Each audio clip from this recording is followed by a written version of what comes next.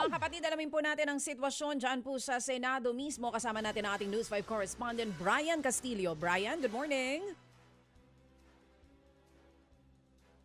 Good morning, DJ Chacha. Mahigpit na ang seguridad sa labas ng Senado ngayong unang araw ng impeachment trial ni Vice President Sara Duterte.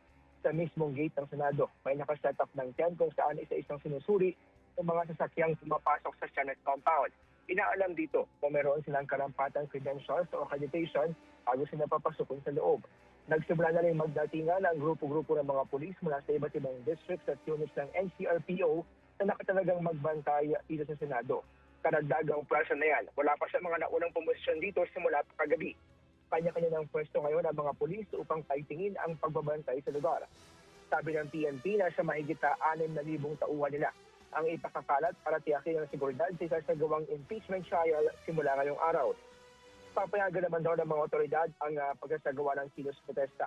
Pero hanggang sa southbound lane lamang ng Diokno Boulevard, pwedeng pumwesto ang mga ralista.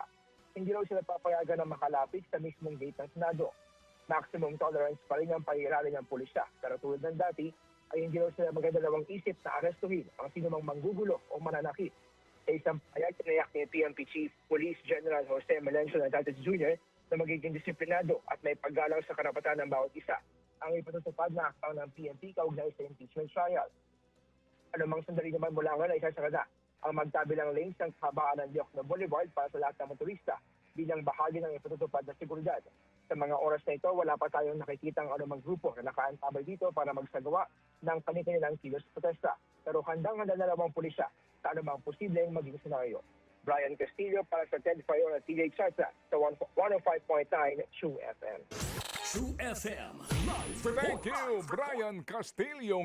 Mga kapatid, patuloy po kayong tumutok sa 105.9 True FM para sa totoong balita, impormasyon, music and entertainment. Mag-subscribe sa aming YouTube channel at podcast at sundan nyo kami sa Facebook, Instagram, X at TikTok sa True Network PH. Bisitahin din po ang aming official website, truefm.ph. At panoorin din kami sa True TV Signal, Channel 19. Kami po ang 105.9 True FM. Laging true sa'yo, kapatid. Ito tayo sa totoo, tunay at tapat.